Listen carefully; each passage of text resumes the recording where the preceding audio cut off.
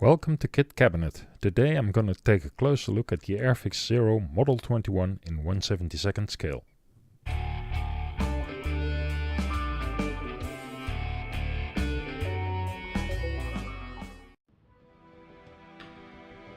I'm going to start off with a walk around of the Model 21 Zero in War Thunder. Their 3D models seem to be quite well researched, and I think the game was a great inspiration in getting me back into scale modeling. The navigation lights. Not just colored bulbs, but colored covers. There are quite a few of them, on the flap area, on the Hinamaru and on the wingtips. Note that not all these lights are molded onto the kit.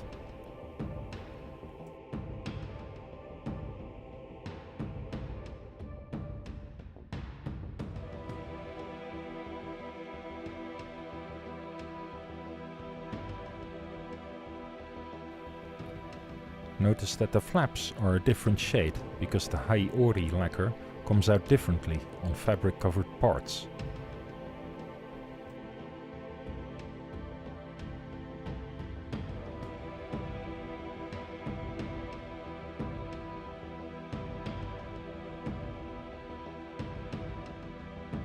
There's quite some debate going as to the actual shade of this color, but it seems to be some kind of beige. This is the position of the arrestor hook.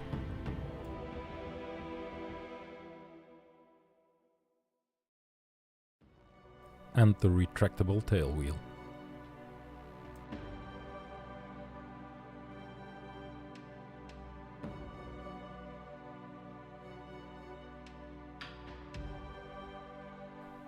Here we go to the main landing gear.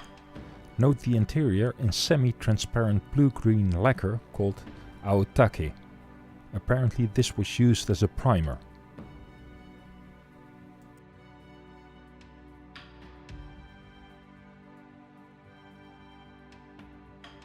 Notice that the intake has the same color.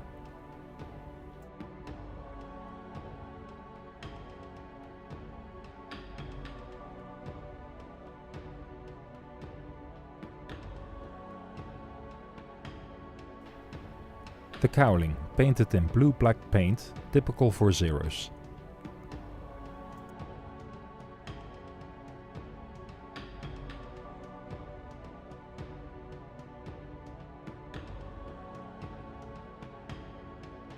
Notice the oil streak coming from behind the cowling and several other openings. Now, Japanese paint had a tendency to chip a lot. Much more than the regular wear and tear from normal handling. This is quite apparent on Japanese planes with a dark green scheme.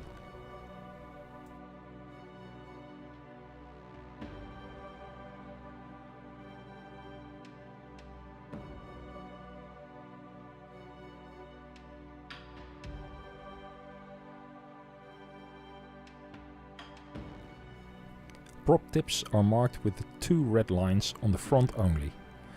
No lines on the back, which is painted black to reduce glare from the spinning propeller.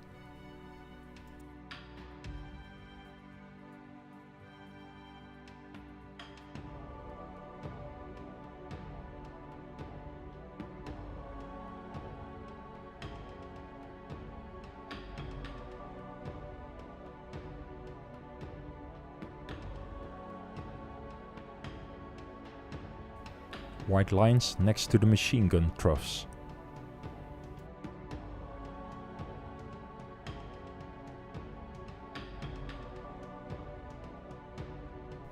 Landing gear indicator and landing gear covers with the typical stripes.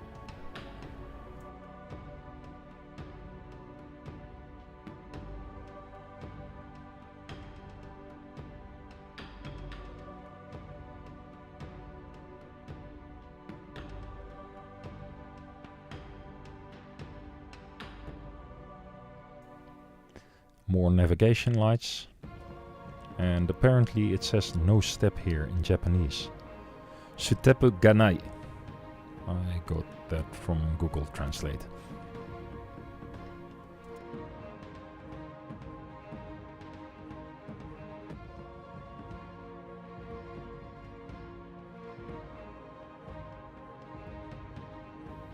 The cockpit. The headrest here a different interior green than the aotake of the undercarriage.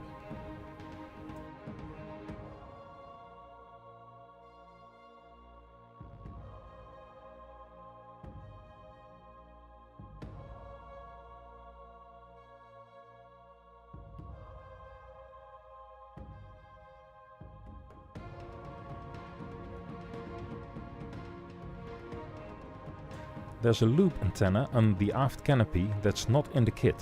It's very delicate to make at this scale.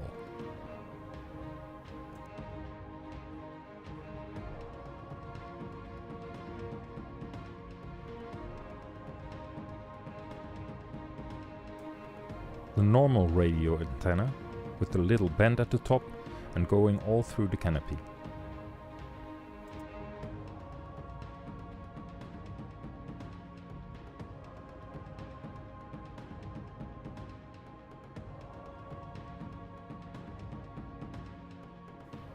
Oh yes, these aileron tabs are also not in the kit. You'd have to make them from plastic card. The elevator tabs.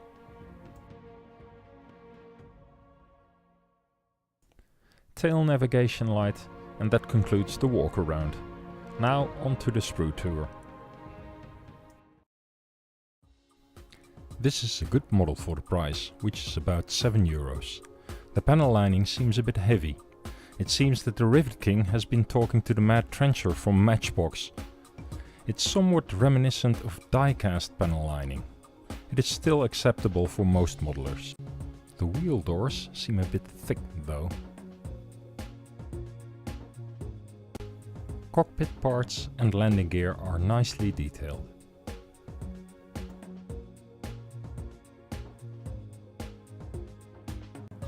Unfortunately, Airfix still has the same British pilot, which looks nothing like a Japanese pilot. Also, this pilot seems to have a bad sink mark in his chest. As said, the additional navigation lights are not molded onto the wings. Only the wingtip lights are molded. Also, the ribs on the fuel tank are way too heavy. It's best to sand these off. The dimples in the seat can be drilled out for extra realism, if you want to leave out the incorrect pilot.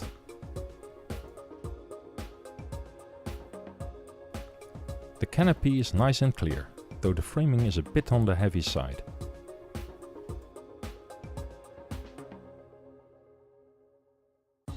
Instructions are clear and also provide information for the correct angle of the undercarriage.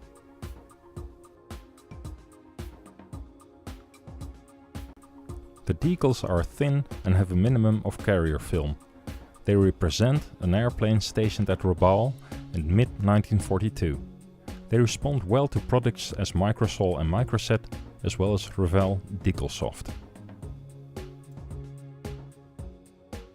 The painting scheme is typical for most Zeros of this time frame. The color suggested for the high Ori grey scheme is satin hemp or Humbrol 168.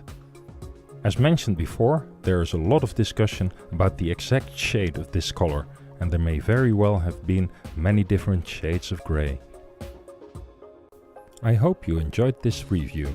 Thank you for your time, and until the next video.